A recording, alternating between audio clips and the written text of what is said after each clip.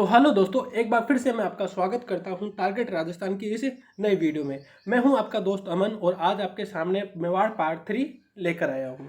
दोस्तों, मेवाड़ पार्ट 2 के अंदर हमने कुंभा जी के बारे में पढ़ रहे थे, जिसमें हमने देखा था कि चंपानेर की संधि के बाद में महमूद खिलजी और गुजरात के कुतुबुद्दीन दोनों मिलकर क्या करते हैं, कुंभा पर आक्रमण करते हैं। ठीक है, और कुंभा बोलते हैं कि मेवाड़ को हम दोनों के आधा आधा बांट लेंगे। मगर होता क्या है, कुंभा दोनों की सेना को हरा देता है 1457 में बदनौर भीलवाड़ा के युद्ध में। ठीक है, बदनौर भीलवाड़ा में है।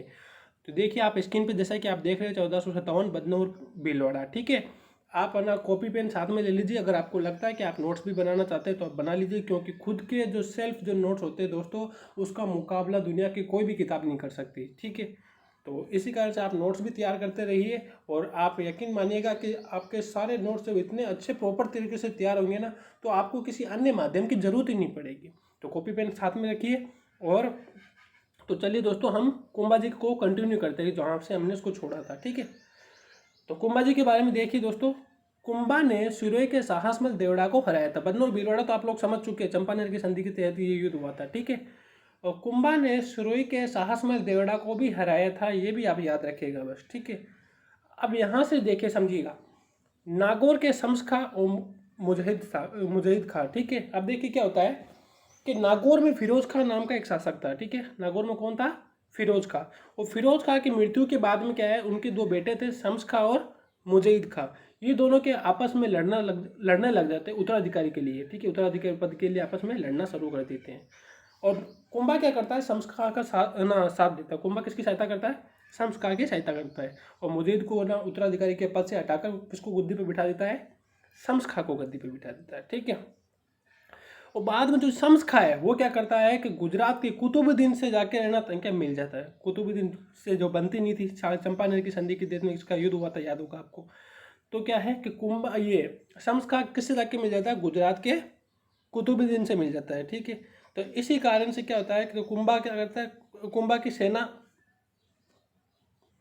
और कुतुबुद्दीन की सेना के बीच में युद्ध होता है। कुंभा की सेना और कुतुबुद्दीन की सेना के बीच में युद्ध होता है और कुतुबुद्दीन को हराने के बाद में नागौर को गोचारण भूमि घोषित कर देता है। ठीक है, मतलब कोई नहीं बैठेगा, नागौर को गोचारण भूमि घोषित कर देता है। ये था इस डायग्राम का मतलब दोस्तों, और कुछ ज़्यादा आपको नहीं सोचना इसके बारे में। तो चलिए दोस्तों आगे चले। सांस्कृतिक उपलब्धियां लगा लीजिए स्टार दोस्तों। बहुत बार पूछा जाती है कि कुंभा की सांस्कृतिक उपलब्धियों के बारे में। ठीक है, और जितना हो सके ना, क्योंकि मेवाड़ में या राजस्थान में जितनी ज़्यादा जो संस्कृति में योगदान दिया गया है, तो सर्वाधिक जो योगदान है वो कुंभा जी का योगदान है। ठीक है, तो देखिए स्थापत्य कला। कुंभा को राजस्थान की स्थापत्य कला का जनक माना जाता है। लगा लीजिए स्टार। कारण क्या है, जैसे मैंने आपको बताया कि राजस्थान हो या जितनी भी कोई ना मेवाड़ हो, तो सर्वाधिक जो कला संस्कृति में जो योगदान दिया है, किसी भी क्षेत्र में योगदान दिया है, वो कुंभा जी का योगदान है। ठीक है, तो कुंभा को राजस्थान की स्थापत्य कला का जनक माना जाता है। ठीक है, देखिए विजय स्तंभ इन्होंने निर्माण कराया था, जैसा कि मैंने आपको बताया था, महमूद खिलजी के साथ में इनका युद्ध हुआ था। ठीक है, सारंगपुर का युद्ध हुआ था 1437 में। तो 1437 के युद्ध के बाद में इन्होंने विजय स्तंभ का निर्माण कराया था। और इस विजय स्तंभ के अन्य नाम देखिए दोस्तों। ठीक है, क्योंकि आप कंफ्यूज मत होना कि कीर्ति स्तंभ किसने बनाया, विष्णु ध्वज किसने बनाया, ये सब एक ही नाम है दोस्तों। तो अन्य नाम देखिए, कीर्ति स्तंभ, विष्णु ध्वज, गरुड़ ध्वज, मूर्तियों का अजयाबघर। ये बहुत बार पूछा जाता है, मूर्तियों का अजयाबघर किसको कहा जाता है?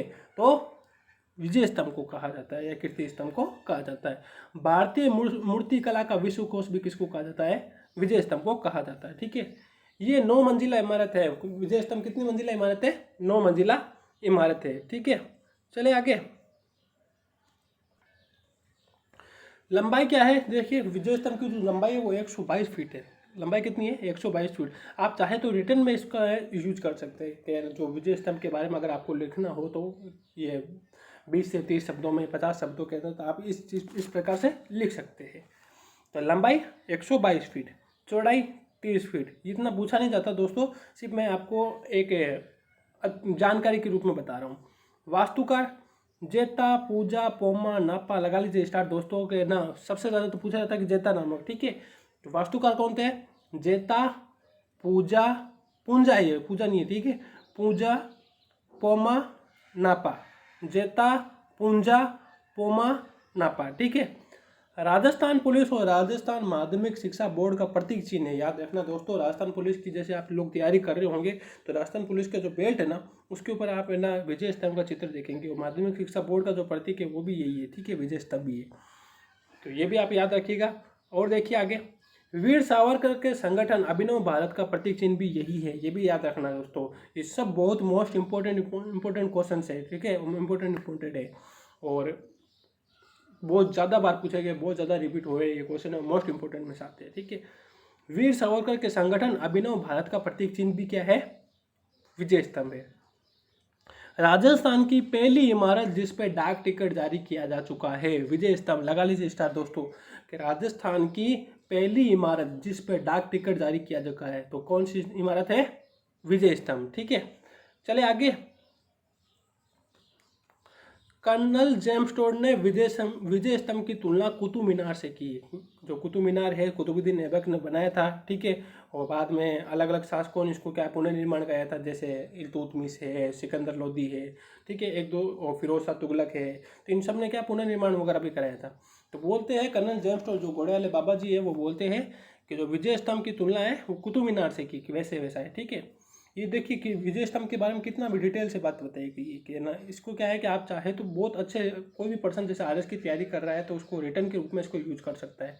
अगर कोई पर्सन आरएस की तैयारी कर रहा है तो अभी से मेरा मानना है कि अभी से आप क्या रिटर्न प्रैक्टिस शुरू कर दीजिए, जिससे क्या है कि आपको बहुत ज़्यादा बेनिफिट होगा। फ्र्यूंगसन ने विजय स्तंभ की तुलना रोम के ट्रोजन टावर से की। फ्र्यूंगसन ने किससे की है, विजय स्तंभ की तुलना रोम के ट्रोजन टावर से की है। स्वरूप सिंह ने इसका पुनर्निर्माण करवाया है। स्वरूप सिंह ने इसका पुनर्निर्माण कराया है। ठीक है, स्वरूप सिंह आप बाद में देखेंगे 1857 की क्रांति के अंदर। ठीक है, उदयपुर के शासक थे, तो स्वरूप सिंह जी ने इसका पुनर्निर्माण कराया है। ठीक है, विजय स्तंभ की 8वीं मंजिल पे कोई मूर्ति नहीं है। ये क्या है, एकदम डिटेल से बताया गया है कि विजय स्तंभ की जो 8वीं मंजिल है उसके ऊपर कोई मूर्ति नहीं है। तीसरी मंजिल में 9 बार अरबी भाषा में अल्लाह लिखा गया है। याद रखना, ठीक है, कि विजय स्तंभ की कौन सी मंजिल पर 9 बार अल्लाह लिखा गया है, किस मंजिल पर अल्लाह नाम लिखा हुआ है, तो तीसरी मंजिल पे लिखा हुआ है। ठीक है, 8वीं मंजिल पे कोई मूर्ति नहीं है, और 9 बार अल्लाह तीसरी मंजिल पे लिखा हुआ है। कीर्ति स्तंभ प्रशस्ति के जो लेखक है वो कौन है, अत्रि महेश। कौन है, अत्रि महेश। मेरे साथ में रिपीट करिए अगर दोस्तों। ठीक है, किले देखिए, इन्होंने कौन कौन से किले वगैरह भी बनाए हैं। ठीक है, कुंभा जी ने क्या किया था, अपने काल के अंदर वो जो कुछ सारे किले थे उनका या तो पुनर्निर्माण कराया था या बनाए थे। ठीक है, तो कवि राजा श्यामल दास जी बोलते हैं कि उनकी पुस्तक है वीर विनोद, जैसा कि मैं पहले बता चुका हूँ आपको, और ये पुस्तक भी बहुत बार पूछी जाती है कि वीर विनोद किसकी एक प्रसिद्ध पुस्तक है, तो श्यामल दास जी की पुस्तक है। तो श्यामल दास जी की वीर विनोद पुस्तक के अनुसार कुंभा के ने मेवाड़ के 84 किलो में से 32 किलो का निर्माण कराया। मतलब मेवाड़ में अगर 84 जो किले हैं उनमें से 32 किले तो किन्होंने बनाए हैं, कुंभा जी ने बनाए हैं। ठीक है, तो इसी कारण इनको स्थापत्य कला का जनक कहा जाता है। अब देखिए क्या क्या, कुंभलगढ़, पहला कुंभलगढ़ के बारे में पढ़ते हैं। ये कहाँ पर है, कुंभलगढ़, राजसमंद। जैसा कि वहाँ पे कुंभलगढ़ अभ्यारण्य भी है राजसमंद में, जाओ जिसको भेड़ियों की प्रजनन स्थली कहा जाता है। ठीक है, तो कुंभलगढ़ के बारे में पढ़ते हैं। कुंभलगढ़ के जो वास्तुकार है वो कौन है, मंडन है। कौन है, मंडन है। इस किले को मेवाड़ और मारवाड़ का सीमा पेरी कहा जाता है। मेवाड़ और मारवाड़ का सीमा पेरी, अगर मेवाड़ और मारवाड़ की जो सीमा का जो पेरी है वो कौन सा है किला, कुंभलगढ़ का किला है। ठीक है, जैसा कि आप अगर नक्शे में देखेंगे, राजस्थान का नक्शा अपने साथ में लेके बैठिए दोस्तों, तो आपको पता चलेगा किसको क्यों कहा जाता है। ठीक है, तो इस किले को मेवाड़ और मारवाड़ का सीमा पेरी कहा जाता है। इसका सबसे ऊंचा जो महल है वो कटारगढ़ है। दोस्तों ये कटारगढ़ के बारे में मैं आपको बताऊंगा कि जो कुंभा का जो कटारगढ़ का जो महल है वो इनका क्या है, निजी आवास था। इनका क्या प्राइवेट, इनका खुद का घर था। ठीक है, और जो निजी आवास था, जो कुंभा का निजी आवास था, इसे मेवाड़ की आंख कहा जाता है। ये लगा लीजिए स्टार दोस्तों कि मेवाड़ की आंख किसको कहा जाता है, क्वेश्चन पूछा जाता है। अगर क्वेश्चन में कटारगढ़ ऑप्शन में ना हो तो आप कुंभलगढ़ लगाएंगे, अगर कटारगढ़ ऑप्शन में ना हो तो आप क्या लगाएंगे, कुंभलगढ़ लगाएंगे। और कुंभलगढ़ ऑप्शन में है और साथ में कटारगढ़ भी है, तो किसको प्राथमिकता देंगे आप, कटारगढ़ को देंगे। ठीक है, क्योंकि सबसे ऊंचा क्या है, ये कटारगढ़ है, जिसको बोलते हैं मेवाड़ की आंख भी बोलते हैं। इसको क्या बोलते हैं, मेवाड़ की आंख कहते हैं। ठीक है, कुंभलगढ़ प्रशस्ति का जो लेखक है वो कौन है, महेश है। कुंभलगढ़ प्रशस्ति का लेखक कौन है? महेश है। जबकि ये कीर्ति स्तंभ प्रशस्ति के लेखक कौन है? अत्रि कवि महेश है। ठीक है। कुंभलगढ़ प्रशस्ति के अंदर दोस्तों आपको कुंभा को धर्म पवित्रता का अवतार कहा गया है। देखिए क्या होता है, ये बात बोली गई है, ये जो कुंभलगढ़ प्रशस्ति है उसमें ये बोला गया है कि जो कुंभा है उनको धर्म और पवित्रता का अवतार कहा गया है। कि धर्म और पवित्रता का अवतार किसको कहा गया है? कुंभलगढ़ प्रशस्ति में कुंभा जी को कहा गया है। ठीक है। फिर चलिए आगे दोस्तों, ये हम क्या पढ़ रहे हैं दोस्तों कि 84 में से 32 किलो का जो निर्माण करा है उसमें से जो विशेष किले हैं ना उनके बारे में हम पढ़ रहे हैं। फिर चलते हैं अचलगढ़ किला। अचलगढ़ कहाँ है दोस्तों? सिरोही में। ठीक है। 1452 में कुंभा ने इसका पुनर्निर्माण करवाया था। 1452 में कुंभा जी ने इसका क्या किया था? पुनर्निर्माण कराया था। उसके अलावा भी देखिए दोस्तों, बसंती दुर्ग, मचान दुर्ग और भोमर दुर्ग। बसंती दुर्ग, मचान दुर्ग बोल के है ना, बोलने से क्या है दोस्तों आपको वो चीज़ बहुत लंबे समय तक याद रहेगी। इस कारण से कि बोलने की प्रैक्टिस किया करें। ठीक है। बसंती दुर्ग, मचान दुर्ग और भोमर दुर्ग। बसंती और मचान दुर्ग है जो ये सिरोही में। ठीक है। और सिरोही में मेयों पर नियंत्रण रखने के लिए बताया था। मतलब क्या है, ये मचान दुर्ग का जो निर्माण था दोस्तों, ये मेयों का आक्रमण का उस समय भय था, तो इसके उनके भय से रोकने के लिए, इसको कंट्रोल करने के लिए बनाया गया था। ठीक है। और भोमर दुर्ग भील जनजाति पर नियंत्रण हेतु बनाया गया था। ठीक है। ये थे हमारे वो कुछ किले। चित्तौड़गढ़, अचलगढ़ व कुंभलगढ़ में कुंभ श्याम मतलब विष्णु जी के मंदिर भी बनाए गए हैं। ठीक है। विष्णु जी के मंदिर आपको चित्तौड़गढ़, अचलगढ़ और कुंभलगढ़ में आपको कुंभ श्याम जी के मंदिर देखने को मिलेंगे। दोस्तों जब हम किले पढ़ेंगे तो उस समय आपके सामने ये चीज़ प्रेजेंट होगी कि कुंभ श्याम के मंदिर कहाँ कहाँ बनाए गए। तो अभी मैंने आपको सामने प्रेजेंट कर दिया पहले से कि चित्तौड़गढ़, अचलगढ़ और कुंभलगढ़ में कुंभ श्याम जी के मंदिर बनाए गए हैं। चित्तौड़ में सिंगार चौरी मंदिर भी बनाया हुआ है। चित्तौड़ में क्या है? सिंगार चौरी मंदिर भी बनवाया है। रणकपुर जैन मंदिरों का निर्माण, देखिए दोस्तों, रणकपुर जैन मंदिरों का निर्माण 1439 में धर्णक शाह ने कराया था। रणकपुर में जो जैन मंदिर है, रणकपुर कहाँ पे है? पाली में। तो रणकपुर में जो जैन मंदिर का जो निर्माण है वो 1439 में धर्णक शाह ने कराया था। इनमें चौमुखा मंदिर सबसे प्रमुख है। इसमें क्या है? चौमुखा जो मंदिर है सबसे प्रमुख है। चौमुखा मंदिर भी किसका एक भाग है? रणकपुर के जैन मंदिरों का। वास्तुकार कौन है चौमुखा मंदिर के? देपाक है। इसमें भगवान आदिनाथ जी की मूर्ति है। आदिनाथ जी कौन? ऋषभदेव, जैन धर्म के प्रथम तीर्थंकर। फिर इसमें भगवान आदिनाथ जी की मूर्ति है। इसमें 1444 स्तंभ है। इसमें 1444 स्तंभ या खंभे हैं। इसका ऐसे इसको खंभों का अजायबघर भी कहा जाता है। ये स्तंभों का अजायबघर भी कहा जाता है। ठीक है। तो ये थे हमारे कुछ किले के बारे में, मैंने आपको बता दिया है। फिर चलिए आगे दोस्तों, जैन कीर्ति स्तंभ 12वीं शताब्दी में जीजा शाह बघेरवाल ने बनाया था। ये जैन कीर्ति स्तंभ है, ये जीजा शाह बघेरवाल ने बनाया था। चित्तौड़गढ़ के किले में 7 मंजिला इमारत है। इसे आदिनाथ स्मारक भी कहा जाता है। आदिनाथ, तो एक क्वेश्चन पूछा जाता है दोस्तों, ठीक है, इस चीज़ पे गौर करिएगा, स्टार लगा के बोलिएगा, स्टार लगा लीजिएगा कि जैन कीर्ति स्तंभ किससे समर्पित है? जैन कीर्ति स्तंभ किसको समर्पित है? तो किसको समर्पित है? आदिनाथ जी को समर्पित है। कुंभा मत लगा देना इसका आंसर। ठीक है। तो आदिनाथ जी को समर्पित है। दोस्तों एक चीज़ और बताऊंगा मैं आप लोगों को कि ऊपर हम कुंभलगढ़ पढ़ कर आए। देखिए, तो कुंभलगढ़ के बारे में मैं आपको पहले बता देता हूँ कि एक क्वेश्चन पूछा जाता है कि कुंभलगढ़ की जो दीवारें हैं दोस्तों, इसके बारे में कहना विनती है कि इसके ऊपर 3 घोड़ों को एक साथ जुड़ाया जा सकता है। ठीक है। और ये हम जब किले पढ़ेंगे तो उस समय आपको और भी अच्छे से ना समझ में आ ही जाएगा। तो बोला जाता है कि इस कुंभलगढ़ की जो दीवारें हैं उसके ऊपर 3 घोड़ों को एक साथ जुड़ाया जाता है। और एक ये भी कथन है इसके ऊपर कि अगर ऊपर से नीचे की ओर ना, नीचे से ऊपर से नीचे की ओर देखें तो पगड़ी गिर जाती है इसकी। ठीक है। तो ऐसा एक कथन भी कुंभलगढ़ के किले के ऊपर बोला गया है। मगर एक यहाँ पे एक और बात बोली जाती है दोस्तों कि कुंभलगढ़ की जो दीवार है वो 36 किलोमीटर की है। 36 किलोमीटर। ठीक है, ये याद रखना। चलिए आगे चले।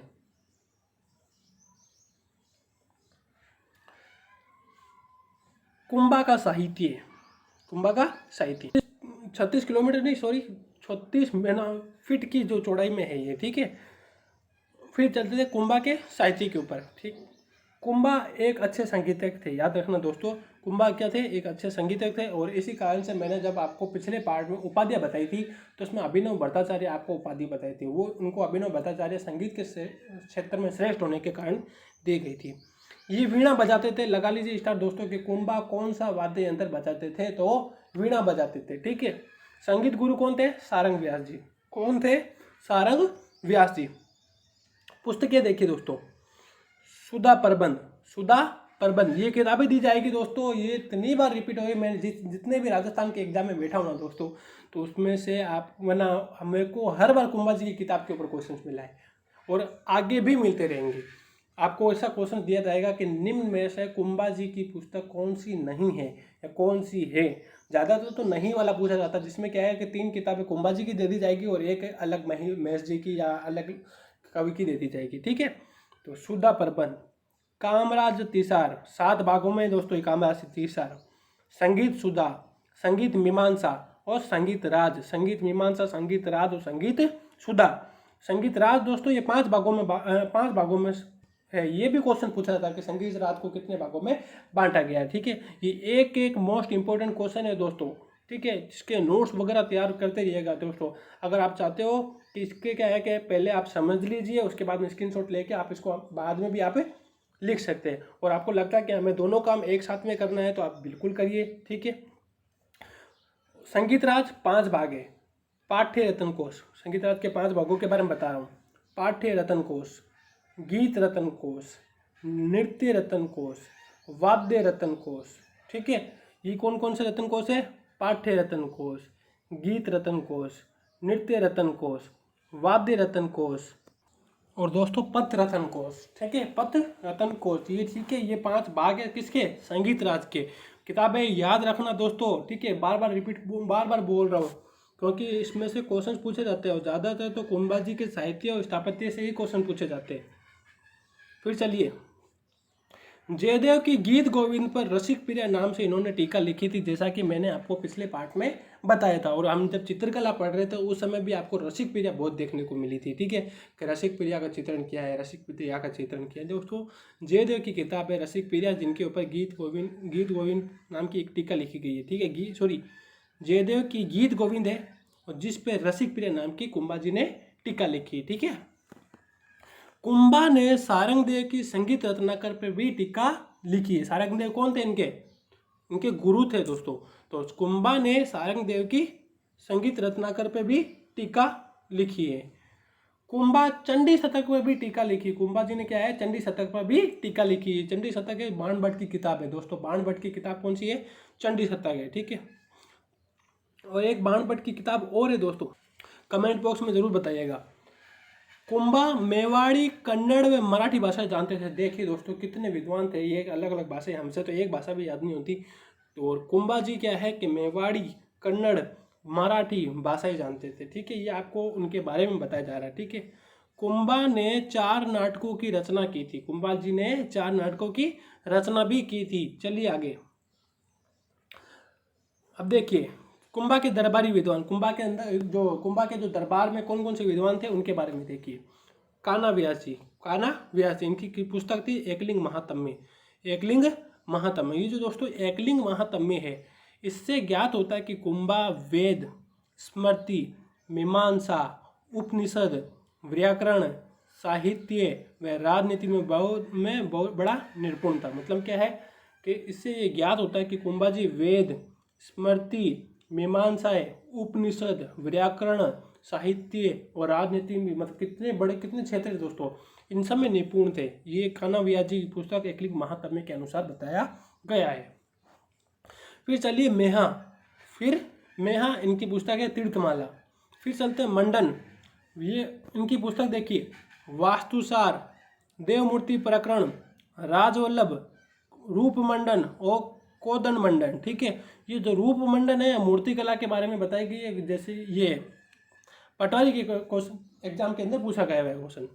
और कोदंड मंडन धनुष के निर्माण के बारे में पूछा गया है, ठीक है दोस्तों। ये क्वेश्चन पूछा गया, लगा लीजिए स्टार, कि रूप मंडन का संबंध किस क्षेत्र से है। तो रूप मंडन का जो संबंध है किससे है, मूर्ति कला के क्षेत्र से है, ठीक है। मैं कहीं पर देखा था ये क्वेश्चन, मेरे दिमाग में नहीं आ रहा है कि कहाँ देखा था, मगर ये क्वेश्चन पूछा गया है। तो रूप मंडन का संबंध मूर्ति कला के बारे में, और कोदन मंडन धनुष निर्माण के बारे में। ठीक है, चलिए आगे। अब देखिए आगे नाथा, जैसा कि मैंने आपको पिछले पार्ट में बोला था दोस्तों, कुंभाजी बहुत इंपॉर्टेंट है, बहुत लंबे चलेंगे ये। ठीक है, अब खत्म होने वाले, और इसी से ही क्वेश्चन, कुंभाजी से ही ज़्यादातर क्वेश्चन बनते हैं। अगर मान के चलो, अगर मेवाड़ अगर से क्वेश्चन पूछना होगा तो आपको 70% चांस है कि कुंभाजी से क्वेश्चन पूछा जाएगा। फिर आते हैं सांगा जी और महाराणा प्रताप जी, ठीक है, और अमर सिंह जी, इनसे आपको क्वेश्चन पूछे जाते हैं। फिर चलते हैं नाथा, मंडन का भाई था दोस्तों। ऊपर मंडन पर क्या है ना, ये मंडन के भाई थे। वास्तु मंजरी इनका किताब थी, वास्तु मंजरी इनकी किताब थी। फिर चलिए गोविंद, ये सारे आपको याद रखने दोस्तों। मैं तो कहता हूँ आप लोग इनको क्या है अभी लिख लीजिए, सबको अच्छे से लिखने के बाद में कल तक जब नेक्स्ट क्लास होगी तब तक क्या है हम इसको याद आप करके रखिएगा। ठीक है, ताकि आपके ऊपर एक बहुत बर्डन ना रहे कि आपको बहुत लंबी चीज़ें, खूब सारी चीज़ें याद करनी है। थोड़ा थोड़ा मैं करवा रहा हूँ, थोड़े थोड़े में क्या आप सब याद कर सकते हैं। गोविंद की क्या है, ये मंडन का बेटा था। वो नाथा कौन था, मंडन का भाई, और गोविंद कौन था, मंडन का बेटा था। इनकी पुस्तकें देखिए, द्वार दीपिका, उदार धोरणी, वो कलानिधि। लगा लीजिए स्टार दोस्तों, पूछा जाता है। ठीक है, कि कलानिधि किसकी प्रमुख पुस्तक है। अब देखिए राजस्थान पुलिस, जो इस बार जो राजस्थान पुलिस की पेपर हुए थे उसमें एक क्वेश्चन पूछा गया था, निम्न में से कुंभा की पुस्तक नहीं है। तो उसमें 3 पुस्तकें कुंभाजी की दे रखी थी, संगीत राज, संगीत सुधा और सूड प्रबंध, और साथ में दी थी कलानिधि। कलानिधि इसका आंसर था, क्योंकि कलानिधि किसकी किताब है, गोविंद जी की किताब है। ठीक है, जो मंडन के बेटे थे। मैं आपको साथ में क्वेश्चन भी बता रहा हूँ दोस्तों, क्वेश्चन किस प्रकार से बनते हैं। ठीक है, ताकि क्या है कि याद कराने के साथ साथ मुझे आपको हर एक चीज़ समझानी है। कलानिधि मंदिर के शिखर निर्माण की जानकारी देता है, मंदिर के शिखर निर्माण की ये जानकारी देता है। सार समुच्चय के बारे में देखिए दोस्तों। सार समुच्चय आयुर्वेद की जानकारी देता है। किसकी जानकारी देता है, आयुर्वेद के बारे में जानकारी देता है। ये किसकी किताब है दोस्तों, गोविंद जी की किताबें है। ठीक है, चले आगे। रामाबाई दोस्तों, रामाबाई भी क्वेश्चन पूछा जाता है कि कुंभा की बेटी थी दोस्तों, ये कुंभा जी की बेटी थी रामाबाई। ठीक है, अपने पिता की तरह ये भी संगीत में रुचि रखती थी। इनकी उपाधि थी वागेश्वरी। ये लगा लीजिए स्टार दोस्तों। फिर से एक और कि वागेश्वरी की उपाधि से किससे सम्मानित किया था, या किससे वागेश्वरी कहा जाता था, तो कुंभा की बेटी थी कौन, रामाबाई जी। ठीक है, इसे जावड़ क्षेत्र दिया गया था, जावड़ उदयपुर वाला जो क्षेत्र था उनको दिया गया था। ठीक है, तो ये थे हमारे कुंभा जी के बारे में। मैंने आपको बता दिया कि इनके दरबार में कौन कौन से विद्वान थे। ठीक है, अब देखिए और भी विद्वान अभी भी बाकी है दोस्तों। तिल्ला भट्ट, कौन, तिल्ला भट्ट जी। फिर हीरानंद मुनि, ये कुंभा के गुरु थे दोस्तों। कविराज की उपाधि दी थी। सारंग व्यास तो संगीत गुरु थे, और ये कुंभा जी के गुरु थे। हीरानंद मुनि कुंभा के गुरु, कविराज की उपाधि कुंभा ने दी थी इनको। सोमदेव, सोम सुंदर, जय शिखर और भुवन कीर्ति, ये सब जैन मुनि थे इनके दरबार के। ठीक है, तो वापस रिपीट कर लीजिए दोस्तों। तिल्ला भट्ट, हीरानंद मुनि, सोमदेव, सोम सुंदर, जय शिखर और भुवन कीर्ति, जैन मुनि। ठीक है, चले आगे। कुंभा ने जैन तीर्थ यात्रा पे कर हटा दिया था। मतलब क्या है कि जो जैन तीर्थकर थे उनसे कर वगैरह वसूल करना बंद कर दिया था। ठीक है, और उपाध्याय देखिए दोस्तों, ये उपाध्याय मैंने आपको पहले बता चुका हूँ पिछले पार्ट के अंदर, फिर भी मैं आपको वापस बता देता हूँ। हिंदू सूरतारा इनको क्यों कहते हैं, मुस्लिम सेना को हराने के कारण बोलते हैं। अभिनव भट्टाचार्य क्यों बोलते हैं, संगीत के कारण बोलते हैं। राणा रासो साहित्य के कारण। हाल गुरु पहाड़ी किले जीतने के कारण। हाल का मतलब पहाड़ होता है, तो हाल गुरु पहाड़ी किले जीतने के कारण। चाप गुरु धनुष कला के कारण कहना जाता है। परम भागवत विष्णु जी के ये वक्त थे इस कारण से। और आदिवरा गुजरपतियारों के कारण। ठीक है, उनको हराया था इन्होंने। ये सब मैंने उपाधियाँ वगैरह बताई, बल्कि इससे ज़्यादा ही उपाधियाँ मैंने कल आपको लिखवाई थी। ठीक है, अब चलिए दोस्तों आगे। कुंभा की हत्या उसके बेटे उदा ने कुंभलगढ़ के किले में कर दी थी। याद रखना दोस्तों। अब देखिए दोस्तों, क्या होता है कि 1468 का समय था, और 1468 के समय में क्या है कि ये इनको एक रोग हो जाता है, उन्मादी रोग। उनको रोग क्या होता है, उन्मादी रोग हो जाता है। उस उन्मादी रोग से ये जो अधिकांश अपना जो समय था, ठीक है। उसके रोग के बाद में अपना जो अधिकांश समय था वो मामादेव तालाब के पास में बिताते थे, ठीक है। उस कुंभलगढ़ के किले में क्या है, एक मामादेव तालाब बना हुआ है, वहाँ पे तालाब के पास में अपना समय बिताते थे। वहीं पर क्या है कि मामादेव तालाब के पास में इनके बेटे उदा ने क्या किया था, इनकी हत्या कर दी थी, ठीक है। तो इसी कारण से क्वेश्चन बनता है दोस्तों कि मेवाड़ का पितृहंता शासक किसको कहा जाता है। मेवाड़ का पितृहंता शासक उदा को कहा जाता है, ठीक है। तो ये थे हमारे दोस्तों कुंभाजी हमारे समाप्त हो चुके हैं। देखिए दोस्तों, पिछले पार्ट में भी मैं कुंभाजी के बारे में आपको पढ़ाया था और इस पार्ट में भी आपको मैंने कम से कम अभी हमारे हाफ ईयर की क्लास हो चुकी है जिसमें अभी तक कुंभाजी ही चल रहे थे, ठीक है। तो हमारे कुंभाजी कंप्लीट हो गए। चलते हैं आगे। रायमल जी दोस्तों, रायमल जी से पहले मैं आपको उदा जी के बारे में बता देता हूँ कि उदा देखिए 1468 से 73 का इनका समय था। 1468 से 73 का बीच में ना कुंभाजी के बाद में उदा जी आए थे, ठीक है। अब देखिए, जिस समय कुंभा की हत्या हुई थी तो कुंभा का जो बड़ा पुत्र था वो रायमल था। रायमल देखिए आपके सामने जो स्क्रीन पे दिख रही है, इनके बड़े पुत्र थे कुंभा जी के। ये इधर गुजरात में थे। ये कहाँ पे थे? गुजरात में थे। जावर के पास में, जावर जो किसको क्षेत्र दिया था? बागेश्वरी मतलब रामाबाई को क्षेत्र दिया था ना।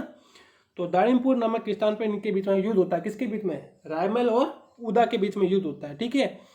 उदा मालवा के शासक गयासुद्दीन खिलजी के पास में चला जाता है। उदा उस समय कहाँ चला जाता है? गयासुद्दीन खिलजी के पास में चला जाता है। जैसा क्यों? क्योंकि मालवा और मेवाड़ की आपस में बनती नहीं थी, इसलिए क्या है, उदा बाद में कहाँ चला जाता है? युद्ध के बाद में गयासुद्दीन खिलजी के पास में चला जाता है दादा।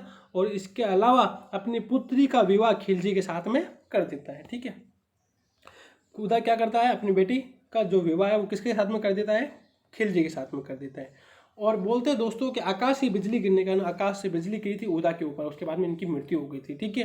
तो ये उदा जी समाप्त हो गए। उदा जी से क्वेश्चन नहीं पूछा जाता दोस्तों, ठीक है। अगर क्वेश्चन पूछा जाएगा तो 70 से 80% चांस है कुंभा जी से पूछा जाएगा, ठीक है। चले आगे। देखिए दोस्तों, रायमल जी दोस्तों, ये रायमल जी सांगा के पिताजी है, ठीक है। आगे हम संग्राम सिंह जी सांगा पढ़ेंगे जो खानवा के युद्ध लड़ते, तो उनके पिताजी है दोस्तों। अभी इनके बारे में हम पढ़ने जा रहे हैं। 1473 से 1509 का इनका समय था। 1473 से 1509 का इनका समय था। अब देखिए दोस्तों, एकलिंग मंदिर का वर्तमान स्वरूप इन्होंने बनवाया था, ठीक है। एकलिंग मंदिर का निर्माण इन्होंने करवाया था, वर्तमान स्वरूप में लाए थे ये। रानी सिंगार कंवर ने गोसुंडी में बावड़ी का निर्माण भी कराया था। इनकी एक रानी थी जो सिंगार कंवर नाम से, उन्होंने गोसुंडी के अंदर बावड़ी का निर्माण करवाया था। दोस्तों, ये जो गोसुंडी क्षेत्र है ये वर्तमान में कागज क्षेत्र के लिए प्रसिद्ध है, ठीक है। वर्तमान में किसके लिए प्रसिद्ध है? ये कागज के क्षेत्र के लिए प्रसिद्ध है। और गोसुंडी जो अभिलेख है इसके बारे में देखिए दोस्तों कि राजस्थान में सर्वप्रथम वैष्णव धर्म की जो जानकारी है वो गोसुंडी अभिलेख से मिलती है। वो किससे मिलती है? गोसुंडी अभिलेख से मिलती है। लगा लीजिए स्टार दोस्तों, ये क्वेश्चन पूछा जाता है कि राजस्थान में सर्वप्रथम वैष्णव धर्म के बारे में जानकारी कहाँ से मिलती है? तो गोसुंडी अभिलेख से मिलती है। देखिए लिखा हुआ जैसे कि गोसुंडी अभिलेख संस्कृत भाषा में लिखा गया है ये, ठीक है। ब्राह्मी लिपि है। Doctor B R. भंडारकर ने पढ़ा था इसको। सबसे पहले किसने पढ़ा था? बी.आर. भंडारकर ने पढ़ा था। 2वीं शताब्दी की ईसा पूर्व का यह अभिलेख है। राजस्थान में वैष्णव धर्म की जानकारी देने वाला सबसे प्राचीन अभिलेख यही है। वैष्णव धर्म मतलब भागवत धर्म, ठीक है। तो ये थे गोसुंडी अभिलेख, ठीक है। ज़्यादा क्वेश्चन रायमल जी से क्वेश्चन नहीं बनते हैं।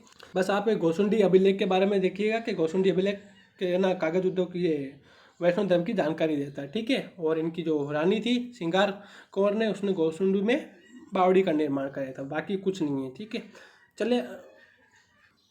चले आगे दोस्तों। तो दोस्तों अब देखिए एक छोटी सी कहानी समझा देता हूँ और हम इसको आगे कंटिन्यू करेंगे। इस कहानी को समझिएगा। रायमल जी के दोस्तों 2 पुत्र विशेष होंगे, ठीक है। बाकी क्या है कि ना 2 से ज़्यादा क्वेश्चन नहीं पूछे जाते। इनके एक पुत्र थे पृथ्वीराज, ठीक है, जिनको उड़ना राजकुमार कहा जाता है। पृथ्वीराज दूसरे बाकी अलग है। ये इनके पुत्र थे रायमल जी के पृथ्वीराज। और पृथ्वीराज के ही एक भाई थे संग्राम सिंह जी। कौन थे? संग्राम सिंह जी। तो इसके ऊपर हमें अच्छे से समझना है। देखिए क्या होता है। पृथ्वीराज सिसोदिया क्या थे? रायमल जी के सबसे बड़े थे, जो सबसे बड़े बेटे थे पृथ्वीराज सिसोदिया, जिनको उड़ना राजकुमार कहते थे, ठीक है। और संग्राम सिंह दोनों ही एक माता के पुत्र थे, ठीक है। पृथ्वी का जो विवाह था, जो पृथ्वी सिंह जी का जो विवाह था वो टोडा शासक सुल्तान सोलंकी ताराबाई से हुआ था। और इसी ताराबाई के नाम पर अजमेर में जो तारागढ़ बना हुआ वो इन्हीं के नाम पर पड़ा है, ठीक है। जो अजमेर में हम तारागढ़ घूमने जाते हैं वो इन्हीं के ऊपर है।